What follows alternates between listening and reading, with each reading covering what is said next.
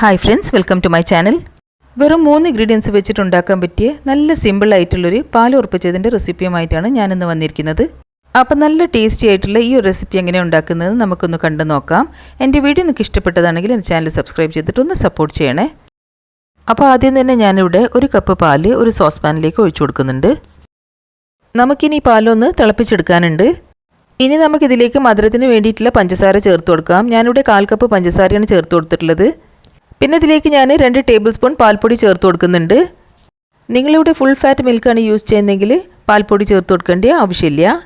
ഇനി ഈ പാൽപ്പൊടിയും പഞ്ചസാരയും ഒക്കെ ഒന്ന് നന്നായിട്ട് മിക്സായി കിട്ടുന്നവരെ നമുക്കൊരു വിസ്ക് വെച്ചിട്ട് മിക്സ് ചെയ്തിട്ടെടുക്കാം. നിങ്ങൾക്കിവിടെ പാൽപ്പൊടിക്കും പഞ്ചസാരക്കും പകരമായിട്ട് കണ്ടൻസ് മിൽക്ക് ചേർത്ത് കൊടുക്കാം. ഇപ്പോൾ ഇതാ ഞാനിവിടെ നന്നായിട്ട് മിക്സ് ചെയ്തെടുത്തിട്ടുണ്ട്. ഒട്ടും തരികളൊന്നും ഇല്ലാതെ പാൽപ്പൊടി നന്നായിട്ട് മിക്സ് ചെയ്തതിന് ശേഷം നമുക്കിത് അടുപ്പത്ത് വെച്ചിട്ടൊന്ന് തിളപ്പിച്ചെടുക്കാം. മീഡിയം ഫ്ലെയിമിൽ വെച്ചിട്ട് പാലൊന്ന് നന്നായിട്ട് തിക്കായി കിട്ടുന്നവരെ നമുക്കിത് തിളപ്പിച്ചെടുക്കാം. ഇപ്പോൾ ആ പാലിവിടെ നന്നായിട്ട് തിളച്ച് കിട്ടിയിട്ടുണ്ട്. ഇനി നമ്മൾ ലോ ഫ്ലെയിമിൽ വെച്ചിട്ട് ഇത് നന്നായിട്ടൊന്ന് കുറുക്കിയെടുക്കാം. നമുക്ക് പാലൊന്ന് തിക്കായി കിട്ടുന്നവരെ ഇതുപോലെ തന്നെ ഒന്ന് ഇളക്കി കൊടുത്തുകൊണ്ട് നിൽക്കണം. ഇപ്പോൾ ഇതാ പഞ്ചസാരയൊക്കെ നന്നായിട്ട് മെൽറ്റായി കിട്ടിയിട്ടുണ്ട്. പാൽപ്പൊടിയൊക്കെ നന്നായിട്ട് മിക്സായി കിട്ടിയിട്ടുണ്ട്. ഇനി നമുക്ക് ഫ്ലെയിം ഓഫ് ചെയ്യാം. നമുക്കിനി പാൽ അടുപ്പത്ത് നിന്ന് ഇറക്കി വെച്ചിട്ട് ഒന്ന് തണഞ്ഞ് കിട്ടുന്നവരെ മാറ്റി വെക്കാം. ഇനി നമുക്കൊരു ബൗൾ എടുത്തിട്ട് അതിലേക്ക് 2 മുട്ട പൊട്ടിച്ച് വെച്ച് കൊടുക്കാം. സ്വീറ്റ്നെസ് ഒന്ന് ബാലൻസ് ചെയ്യാൻ വേണ്ടിയിട്ട് നമുക്കിതിലേക്ക് ഒരു നുള്ളു ഉപ്പ് ചേർത്ത് കൊടുക്കാം. ഫ്ലേവറിനായിട്ട് 1 ടീസ്പൂൺ ഏലക്കപ്പൊടി ചേർത്ത് കൊടുക്കാം. നിങ്ങൾക്കിവിടെ ഏലക്കപ്പൊടിക്ക് പകരമായിട്ട് വാനില എസൻസ് ചേർത്ത് കൊടുക്കാൻ പറ്റും. മുട്ടയുടെ സ്മെല്ലും ടേസ്റ്റും ഒക്കെ ചിലവർക്ക് ഇഷ്ടപ്പെട്ടെന്ന് വരില്ല. അതുകൊണ്ട് ഏലക്കപ്പൊടി ചേർത്ത് കൊടുക്കുമ്പോൾ കുറച്ച് കൂടുതലാണ് ചേർത്ത് കൊടുക്കാം.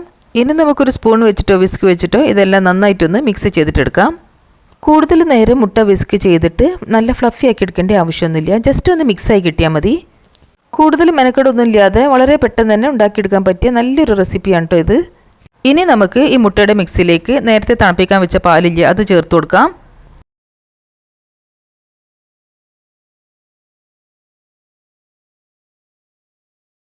ഇനി നമുക്കിതെല്ലാം നന്നായിട്ടൊന്ന് യോജിപ്പിച്ചെടുക്കാം. ഒരു വിസ്ക് വെച്ചിട്ട് നന്നായിട്ടൊന്ന് മിക്സ് ചെയ്തെടുത്താൽ മതി.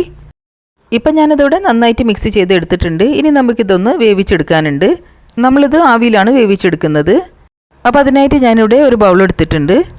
ഇനി നമുക്കിതിൻ്റെ ഉള്ളിൽ കുറച്ച് നെയ്യ് സ്പ്രെഡ് ചെയ്ത് കൊടുക്കാം. നെയ്യ്ക്ക് പകരമായിട്ട് നിങ്ങൾക്ക് ബട്ടറോ ഓയിലോ എന്ത് വേണേൽ യൂസ് ചെയ്യാം. ബൗളിൻ്റെ എല്ലാ ഭാഗത്തും എത്തുന്ന രീതിയിൽ നമുക്ക് ഓയിൽ സ്പ്രെഡ് ചെയ്ത് കൊടുക്കാം. ഇപ്പോൾ തന്നെ ഞാനിവിടെ ബൗളിൻ്റെ എല്ലാ ഭാഗത്തും ഓയിൽ നന്നായിട്ട് സ്പ്രെഡ് ചെയ്തെടുത്തിട്ടുണ്ട്. ഇനി നമുക്ക് നേരത്തെ തയ്യാറാക്കി വെച്ച മുട്ടയുടെ പാലിൻ്റെ മിക്സ് ഒരു അരിപ്പ വെച്ചിട്ട് ഈ ബൗളിലേക്ക് ഒഴിച്ചു കൊടുക്കാം. പാൽ ഉറപ്പിച്ചതിന് നല്ലൊരു സ്മൂത്ത് ടെക്സ്ചർ കിട്ടാൻ വേണ്ടിയിട്ട് ഇങ്ങനെ അരിച്ചെടുക്കുന്നതാണ് നല്ലത്.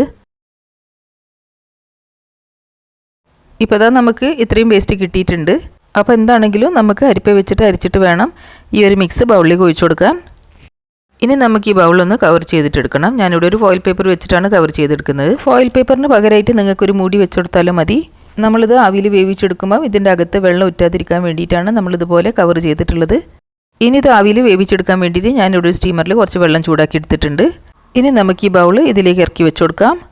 ഇനി നമുക്കിത് അടച്ച് വെച്ചതിൻ്റെ ശേഷം ഒരു 15 മിനിറ്റ് നേരത്തേക്ക് ലോ ഫ്ലെയിമിൽ വെച്ചിട്ട് ഇതൊന്ന് വേവിച്ചെടുക്കാം. തീ ഒട്ടും കൂട്ടി വെക്കാതെ ലോ ഫ്ലെയിമിൽ വെച്ചിട്ട് തന്നെ വേണം നമുക്കിത് വേവിച്ചെടുക്കാൻ. ഒരു 15 മിനിറ്റിന് ശേഷം നമുക്കിതൊന്ന് തുറന്ന് നോക്കാം. ഈ ഫോയിൽ പേപ്പർ ഒന്ന് മാറ്റി നോക്കാം. ഇപ്പോൾ ഇതിവിടെ നന്നായിട്ട് വെന്ത് കിട്ടിയിട്ടുണ്ട്. ഇനി നമുക്കൊരു ടൂത്ത് പിക്ക് വെച്ചിട്ട് ഇതൊന്ന് കുത്തി നോക്കാം ഇതിൻ്റെ ഉള്ളൊക്കെ ഒന്ന് വെന്തിക്കണമെന്നുള്ളത്. ഇപ്പോൾ ഇതിൻ്റെ ഉള്ളൊക്കെ ശരിക്കും വെന്ത് കിട്ടിയിട്ടുണ്ട്. ഇനി നമുക്കിത് അടുപ്പത്ത് നിന്ന് ഇറക്കി വെച്ചിട്ട് ഒന്ന് തണയാൻ വേണ്ടിയിട്ട് മാറ്റി വെക്കാം.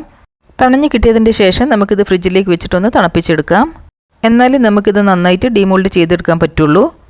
ഇപ്പോൾ തന്നെ ഞാനിത് നന്നായിട്ട് തണുപ്പിച്ച് എടുത്തിട്ടുണ്ട്. ഇനി നമുക്ക് ഈ ഫോയിൽ പേപ്പർ ഒന്ന് മാറ്റാം. ഇപ്പോൾ ഇത് നന്നായിട്ട് തണുത്ത് കിട്ടിയിട്ടുണ്ട്. അപ്പോൾ ഇനി നമുക്കിത് ഡീമോൾഡ് ചെയ്തിട്ടെടുക്കാം.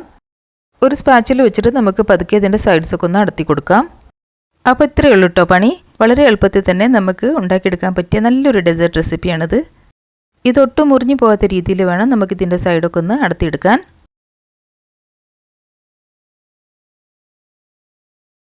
ഇനി നമുക്ക് ഒരു പ്ലേറ്റ് ഇതിൻ്റെ മുകളിൽ വെച്ച് കൊടുത്തിട്ട് ഇതൊന്ന് കമത്തിയിട്ട് ഇത് ഡീമോൾഡ് ചെയ്തിട്ടെടുക്കാം. നമ്മളിതൊന്ന് തണുപ്പിച്ചെടുത്തതുകൊണ്ട് ഇത് പെട്ടെന്ന് തന്നെ അടന്ന് കിട്ടും.